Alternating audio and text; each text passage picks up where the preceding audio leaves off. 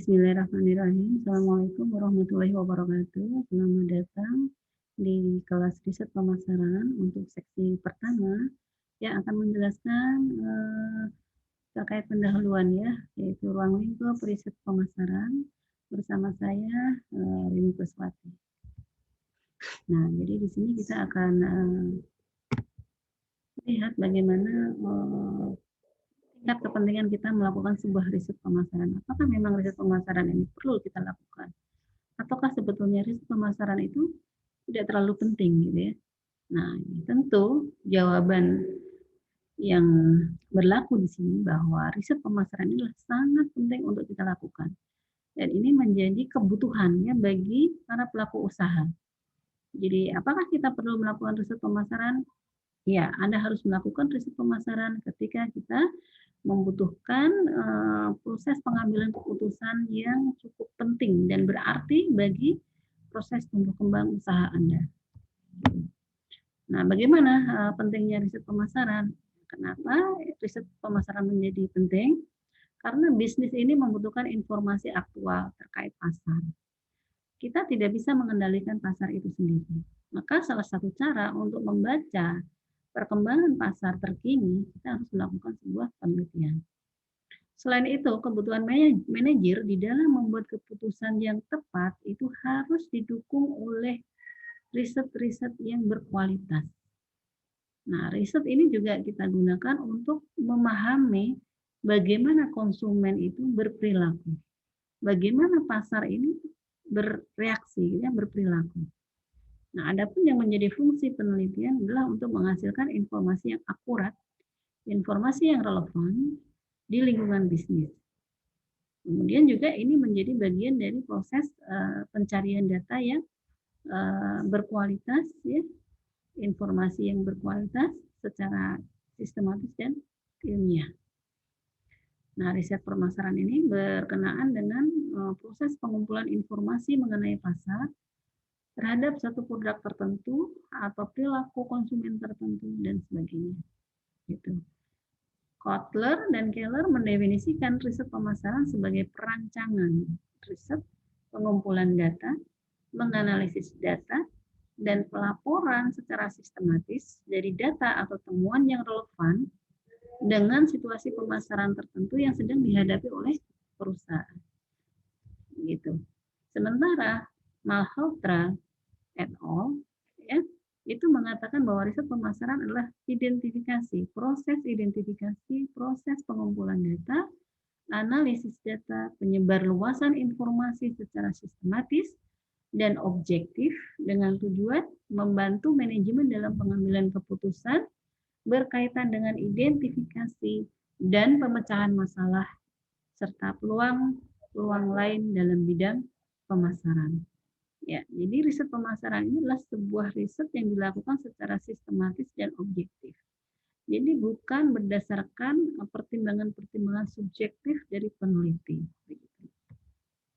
Sehingga kriteria riset di dalam pemasaran yang baik bagi organisasi itu bisa dimanfaatkan dengan maksimal, maka riset pemasaran itu harus relevan.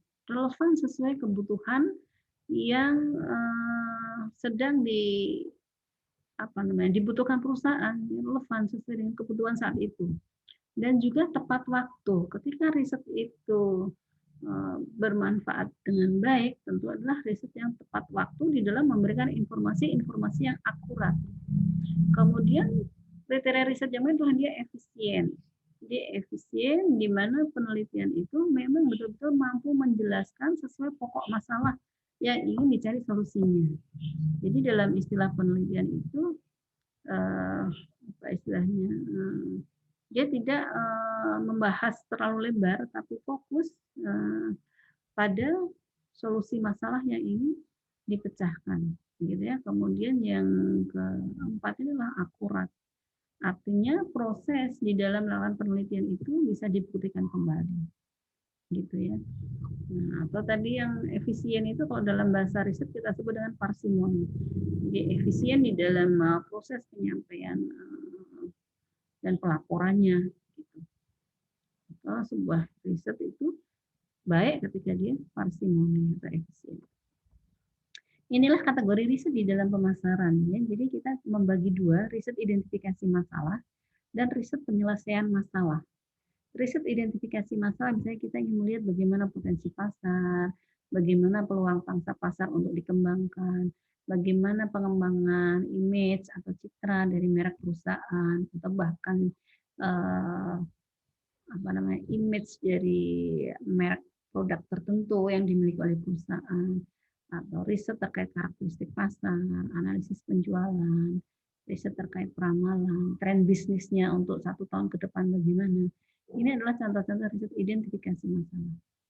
Atau riset penyelesaian masalah misalnya terkait segmentasi pasar, ya. Bagaimana produk yang berkembang di perusahaan apakah sudah diterima baik oleh pelanggan, ya. Apakah harga ya kita itu mampu bersaing dengan harga-harga produk substitusi atau produk pesaing dan sebagainya. Nah ini ya, jadi kita butuh riset pemasaran karena kita ada kompetitor, ada vendor, ada industri ya yang itu harus kita kelola dengan baik ke semuanya, begitu. Beberapa masalah di dalam pemasaran itu biasanya bersumber dari apa ya? Ya, kita bisa menentukan mengidentifikasi adanya masalah itu dari data-data perusahaan. Bagaimana kondisi perusahaan itu melaporkan apa gitu. Apakah dari hasil laporan itu bisa kita identifikasi, oh ternyata ada masalah di sini gitu. Atau kita bisa juga melihat sumber masalah itu dari kondisi pasar atau eksternal faktor gitu. Eksternal faktor lain tuh semacam supplier, pelanggan ya, atau pengamatan secara luas ya, atau bahkan pengalaman dari praktik-praktik pemasaran perusahaan ini bisa menjadi sumber di dalam mengidentifikasi suatu masalah di dalam perusahaan. Nah, peluang riset yang bisa kita lakukan di dalam pemasaran itu berdasarkan hal-hal seperti ini. Adanya perubahan yang tidak bisa terantisipasi maupun perubahan yang terencana, bahkan kemampuan mengidentifikasi gagasan baru. Jadi ketika kita itu melihat situasi di mana terdapat hal-hal yang tidak bisa dikontrol oleh perusahaan, sebetulnya itu adalah sumber peluang untuk melakukan riset. Sehingga kita bisa mendapatkan informasi lebih cepat tentang apa yang terjadi di pasar, gitu ya.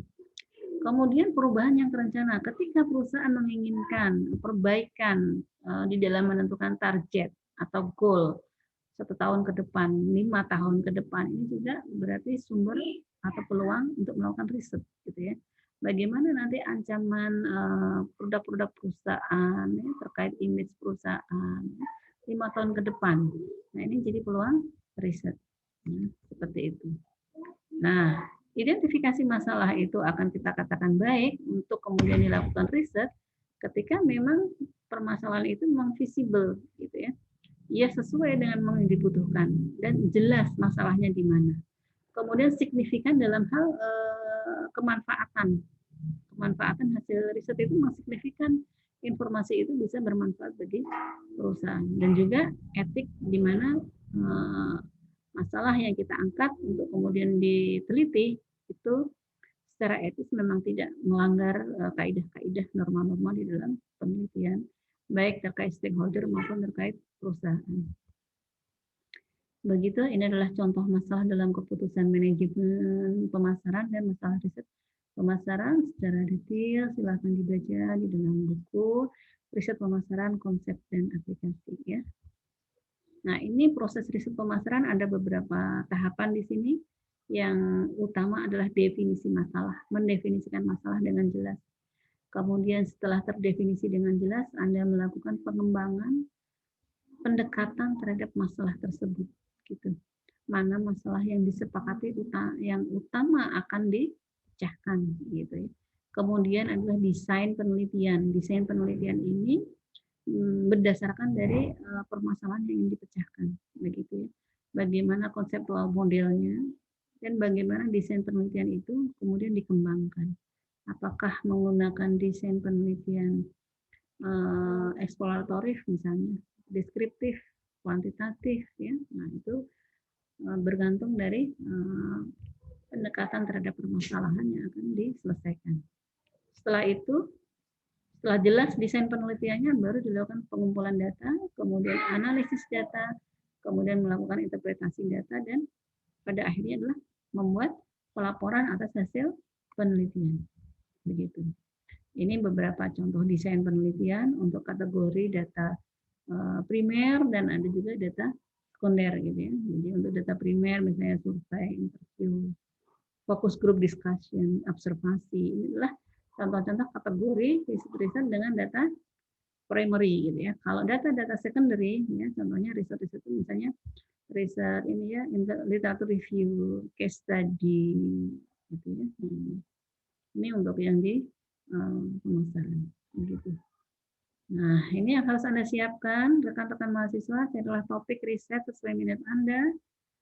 Dan juga carilah jurnal yang bisa Anda pakai untuk replikasi tugas Anda. Jadi Anda tidak perlu membuat sesuatu yang benar-benar baru ya karena tugas ini harus Anda selesaikan dari sesi 1 sampai dengan sesi 14 gitu. Nah, selamat menyiapkan tugas Anda, selamat belajar. Semoga Anda mendapatkan manfaat yang optimal dari kelas ini gitu ya. Cukup sekian dari saya. Silakan Anda memperdalam dengan bacaan-bacaan referensi yang telah kami sediakan. Terima kasih. Assalamualaikum warahmatullahi wabarakatuh.